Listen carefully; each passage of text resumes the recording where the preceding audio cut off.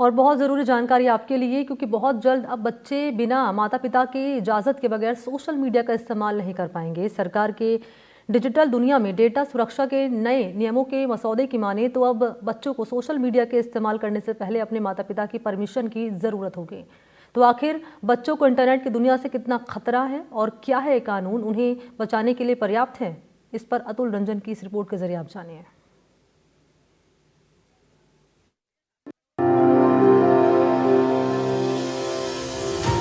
विश्व स्वास्थ्य संगठन यानी WHO की माने तो दुनिया भर के 10% से भी अधिक बच्चों पर सोशल मीडिया के इस्तेमाल का गलत असर पड़ता है।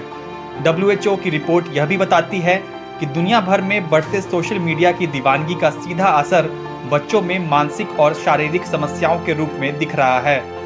सोशल मीडिया पर बच्चे हिंसक और अश्लील कंटेंट देखकर आक्रामक और असामाजिक बन सकते हैं। वे अजनबियों के साथ व्यक्तिगत जानकारी साझा करने का खतरा भी झेलते हैं। सोशल मीडिया के अनियंत्रित इस्तेमाल से साइबर बुलिंग को भी आमंत्रण मिलता है।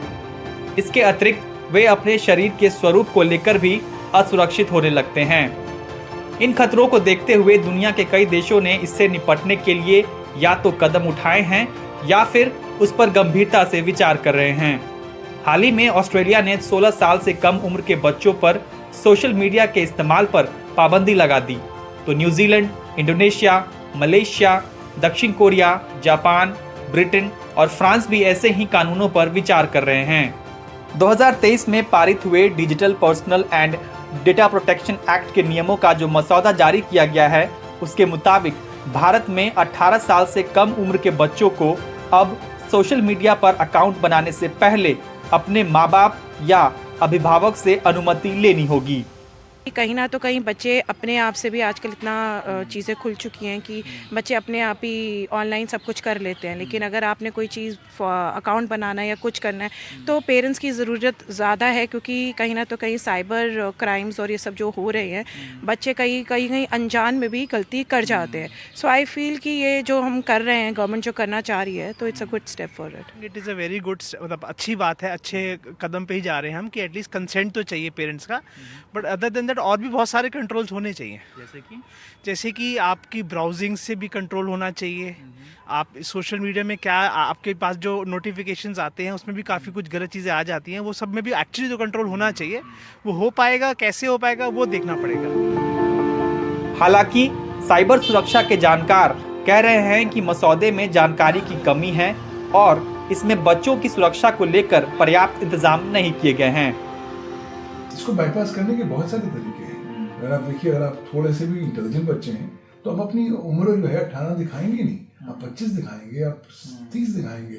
और प्रॉब्लम है कि रूल्स बताते नहीं हैं कि आप कैसे आइडेंटिफाई करेंगे जब वो व्यक्ति बोल रहा है कि मेरी उम्र जो है 25 साल है, 30 साल है, और कैसे आइडेंटिफाई करेंगे वो एक्चुअली बच्चा है या एक्चुअली एडल्ट है। वहां पर उस एरिया पर ये जो रूल्स हैं बिल्कुल चुप्पी साधे हुए हैं। मुझे लगता है वहां पर क्लैरिटी की जरूरत है। बहरहाल सरकार के इस कदम ने एक बार फिर इस बहस को तेज कर दिया है कि बच्चों को सोशल मीडिया से दूर रखने की जरूरत क्यों है।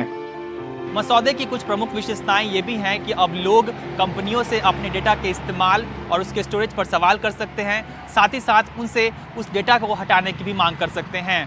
फिलहाल सरकार ने इस मसौदे को बेहतर बनाने के लिए 18 फरवरी तक लोगों से सुझाव मांगा है। दिल्ली से अतुल रंजन, NDTV इंडिया। भोपाल को 40 साल बाद यूनियन कार्बाइड के जहरीले कचरे से राहत मिली है। ग्रीन कॉरिडोर बनाकर यूनियन कार्बाइड से जहरीला कचरा निकाला गया, लेकिन अब यूनियन कार्बाइड फैक्ट्री की हालत कैसी है? वो जगह जहां से जहरीला कचरा पैक किया गया है, अब वो कैसे दिखती है? हमारे संवाददाता ने फैक्ट्री के अंदर जाकर ये हकीकत दिखाई है, देखिए। वो टैंक है, ये वो फैक्ट्री के अवशेष हैं। अब ये सीढ़ियाँ काफ़ी पुरानी हो चुकी हैं, कई जगहों पर ये सीढ़ियाँ टूट गई हैं। लेकिन यहीं से उस रात लोगों में क्या अफरा तफरी होगी, कौन भागने की कोशिश कर रहा होगा। कई लोग चेतावनी देने की कोशिश कर रहे थे, लेकिन कोई इस त्रासदी को रोक नहीं पाया। यहीं से जहरीली गैस का रिसाव हुआ, तमाम जो सुरक्षा मानक थे फेल हो गए और इस जहर ने पूरे भोपाल को अपने आगोश में ले लिया। यही वो पाइप हैं, यही वो संयंत्र है जो आज भी 40 साल बाद यहाँ भोपाल की उन दुखद यादों को समेटे खड़ा है।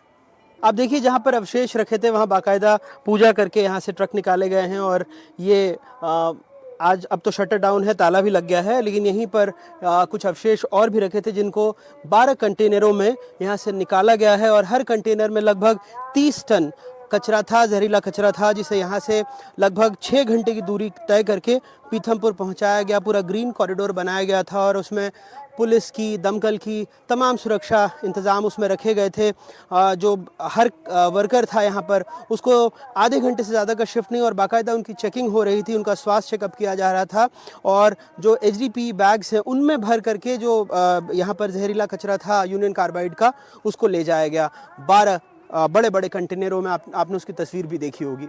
NDTV पहला चैनल है जो आपको यूनियन कार्बाइड फैक्ट्री के अंदर से दिखा रहा है कहां से भोपाल का जहरीला कचरा निकाला गया। उस दरमियानी रात में क्या हुआ होगा ये समझना मुश्किल नहीं है। ये आप मशीनें देखिए, ये लोहे की मशीन मेरे कैमरा सहयोगी दिखाएंगे क्योंकि अंधेरा हो चुका है। ये पूरा इलाका एक तरह से जंगली है, यहाँ पर कई सारे पेड़ हैं। आप इन मशीनों की हालत देखिए और यहाँ से ये जो फोम है किस तरह से गल के आज भी आपको 40 साल बाद ये याद दिलाते हैं कि उस रात को जब भोपाल में चारों ओर चीख पुकार मची और उसके बाद मौत का सन्नाटा पसर गया तो क्या हुआ होगा। ये सारी मशीनें आज भी 40 साल बाद उस भयावह औद्योगिक त्रासदी की, जिसे सदी का सबसे भयानक औद्योगिक त्रासदी जिसे माना गया, जिसके बारे में NDTV के पूर्व ब्यूरो चीफ राजकुमार केसवानी कई सालों से शहर को, देश को, दुनिया को बताने की कोशिश कर रहे थे, उसके निशान आप देखिए कि आज भी इस फैक्ट्री के अंदर मौजूद हैं। ये बॉयलर है, ऊपर मशीनें हैं और इसके सामने जहां गैस स्टोर किया जाता था वो एरिया भी मेरे कैमरा सहयोगी आपको दिखाने की कोशिश करेंगे। अंधेरा हो चुका है, यहाँ पर रोशनी थोड़ी कम है, लेकिन इस बीच में अगर वो आपको अपने कैमरे को थोड़ा सा टिल्टअप करके दिखाने की कोशिश करेंगे कि यहाँ क्या हालात थे उस दरमियानी रात में और क्या कुछ हुआ था, आज भी उसके निशान यहाँ पर कैसे मौजूद हैं, तो इससे बेहतर वो जगह नहीं हो सकती। आज सरकार का दावा है कि 337 मीट्रिक टन जो जहरीला कचरा था वो यहाँ से जा चुका है, साफ हो चुका है। हालांकि कई विशेषज्ञ इससे इत्तेफाक नहीं रखते, लेकिन इन्हीं जो लोहे की आप एक तरह से धमनियाँ कह सकते हैं, इसी के बीच में वो जहर बहा होगा जिसने भोपाल को अपने आगोश में ले लिया। और खुद सरकारी आंकड़े 5000 से ज़्यादा मौतों की तस्दीक करते हैं, केंद्र सरकार के आंकड़े लेकिन अगर आप मध्य प्रदेश सरकार की माने तो उस हादसे में 15,000 से ज़्यादा लोगों की मौत हुई और खुद ICMR कहता है कि इसके आंकड़े 25,000 से ज़्यादा हैं। 40 साल बाद भी 5 लाख से ज़्यादा लोग इससे प्रभावित हैं। कई बच्चे जन्मजात विकृति के साथ पैदा हुए, कईयों को स्वास्थ्य की गंभीर समस्याएं हुई।